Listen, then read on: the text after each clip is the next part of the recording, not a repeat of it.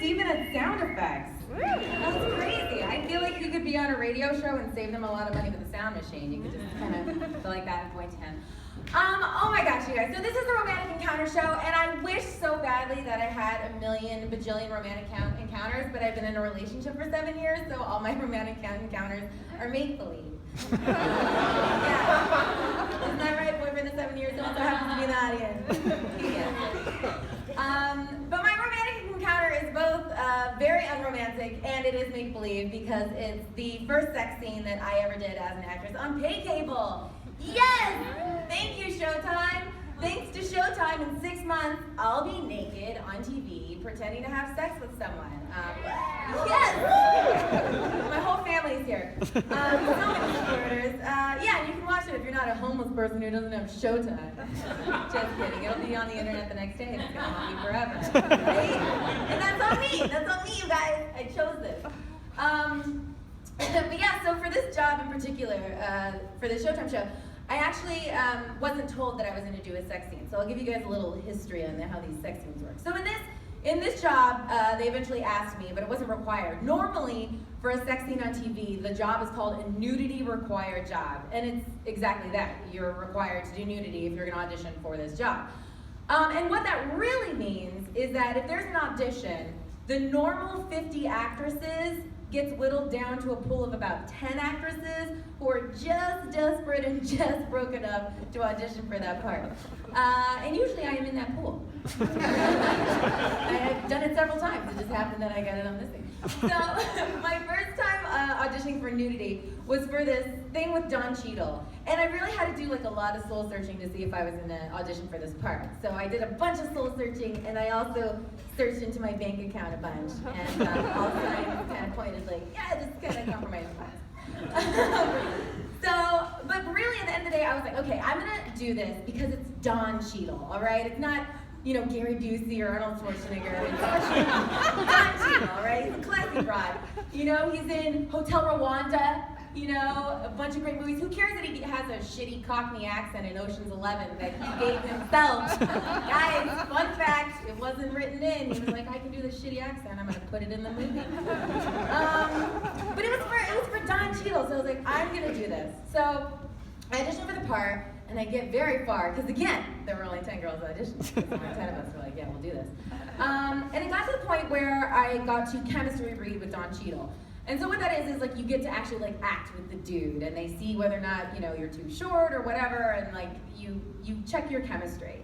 And so I went in there armed with all this respect that I had for Don Cheadle. And I walked through the door, and very quickly I learned that Don Cheadle didn't have any respect for me. Don Cheadle refused to say hi to me. Don Cheadle refused to do the scene with me. He sat 10 feet away. And Don Cheadle never looked at me in the scene and only read the sides off his page. And then when I was done with the audition, he looked at the producers, stuck his tongue out, and then looked back at me and he was like, great, now go get naked for the casting director. I know! I was like, fuck you, Don Cheadle, with your shitty accent from Ocean's 11 that you gave yourself. I'm not getting naked for anyone. And that's exactly what I told him. In my head. I still needed the job. So in this moment, I had to go to the casting directors, because you can't just be showing up on the day and you have a third nipple. They gotta like really screen this shit. So I went in and it was so awkward. You take your clothes off for a woman you barely know, and like, I did this very awkward, like, not asked for circle of like shame. You know, like, she wanted to see it. I was like volunteering too much. I was like, oh yeah, also I have like a rash. I'm allergic to me. She's like, I'm not looking, I'm just looking at your boobs. I'm like, oh, okay. Anyway, didn't get that job. This job, however, it was not required of me. But it was a cool show. It was a classy show. I was like, I made it. And they had me do it, and my scene partner was great, and he had never done a sex scene before, so I'm like, okay, I'll do this. And the only weird part once you agree to do is you have to talk to attorneys and lawyers about your nudity. And my agent would call and be like, hey, so you feel comfy? I'm like, what are you talking about? He's like, you're comfy, you know, in the nudity stuff, you're comfy. I'm like, whoa. He's like, yeah, they're only gonna like shoot like an inch above where you stop shaving, you're gonna be comfy. I'm like, whoa. The only thing that doesn't make me feel comfy is you talking about my shaving habits, like over the phone or legal. I'll do whatever they want.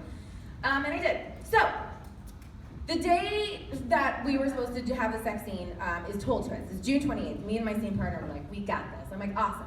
June 28th is perfect. until I look at my calendar, like the trusty Girl Scout that I never was, and I realize that I'm supposed to be on my period.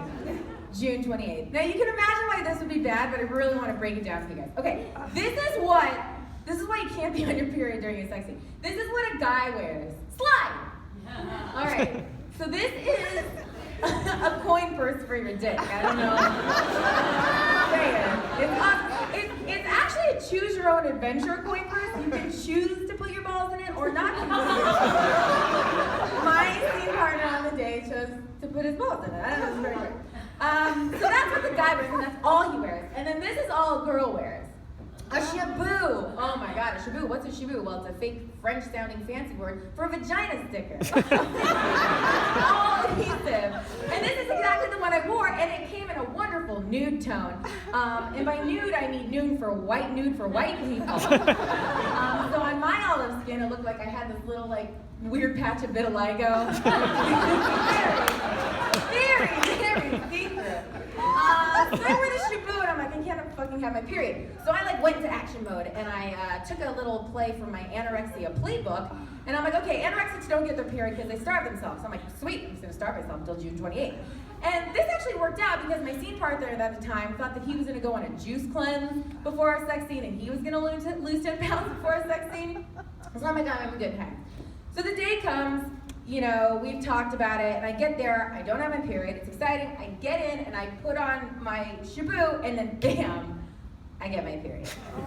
Ugh, I know, you guys. So this is awful. So I'm like, okay, I can't have this, I'm in action mode again. I run to makeup, I get a tampon, you guys, I'm like, solving all problems, and then I realize I can't just have a string hanging out. I'm gonna look like Woody from Toy Story. I'm gonna pull it, and I'm gonna be like, the towel's are not big enough for the tool.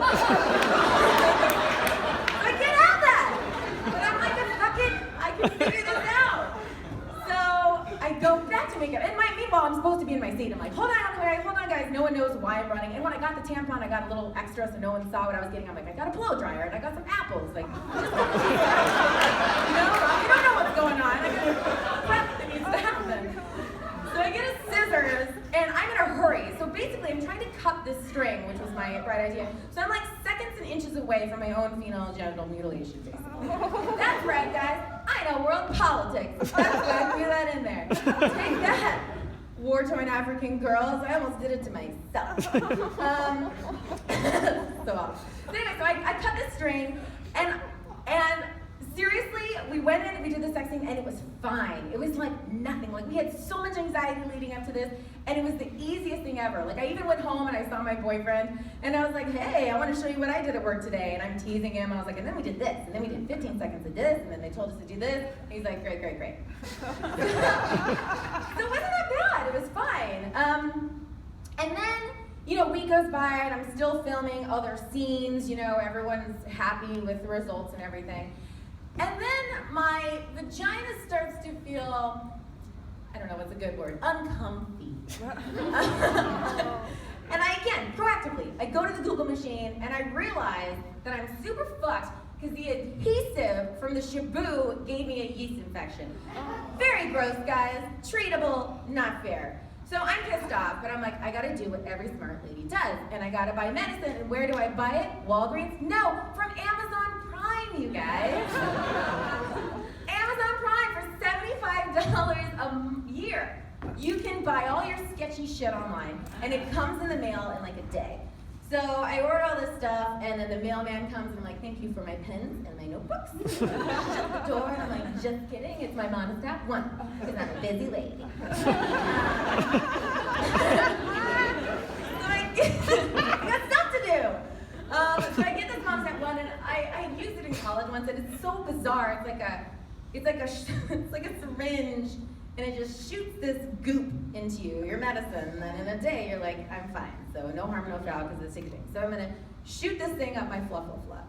I feel like sound effects are better than the actual words. But like, anyone give me a sound. I'm gonna shoot it up my boink, right? You get it? I'm gonna shoot it up my, somebody, shoot it up my, oh, okay, sure. It's a little cartoony. That's an easy one. So I'm like, whatever, let's get rid of this. So I shoot it up there, And I kid you not, instantly, out comes a tampon. Ah! And not just any tampon, a tampon was suspiciously missing a string from a week earlier. So I did what any nice girl does, and I went into my bedroom and I saw my boyfriend, because every once in a while I like to play this game called, let's see if you still want to date. And I was like, hey, dude, guess what just came out of my body? And he's like, what? I'm like, tampon from a week ago, from the sex scene, without a string. And he goes, that's impossible because we had sex that day. Oh my God, you guys. That's true. Remember when I was like, yeah, I was making fun of all the tricks that I had to do? Well, art imitated life and things like that. So now I have to go on this journey of how the fuck this is possible. And this is where health comes in. Now, we all know that the female anatomy slide looks like the Texas Longhorn logo. Female anatomy. I love the idiots that came up with this. Look, yeah, but there's going to be a silhouette that's going to look like that. Doesn't remind me of anything. Yeah, because you didn't pass health class. Texas. So, I'm trying to figure out if my tampon went here, and then things that happened during sex when they're like, where was this creature living for a week? Like, was it over here in the ear-ovary region? Is it over here? And how do I not have toxic shock syndrome? So now I'm in another conundrum because I'm like, okay, now I'm a kangaroo, and this is awful. And I'm really trying to figure out how this happened. And I'm worried. I'm like, great, now I'm going to have this overstretched vagina, and I have to drive like a smart car. You know? Guys with small penises, they're in Hummers. I'm going to have to get a little smart car and be like, small car, small girl, small vagina, nothing to see here. The little person. Also, I'm half Asian, so would have never been thinking about that. Thank you. Yeah. So it's left me just so worried, and this is so recent for me too. I'm like, oh, I'm gonna lose friends, I'm gonna lose future romantic encounters. But then, true to form and true to my history, as you guys know today, I decided once again that I will get proactive. So to all of my new friends here, I advertise to you that if any of you have any illegal jewels like blood diamonds or things of that nature, or drugs in a baggie maybe that happen to be the size of a small Supermax tampon, and you need them transported in a plane from one place to another, well then congratulations guys, I'm going to be your new best friend. Thanks guys, I'm Ginger.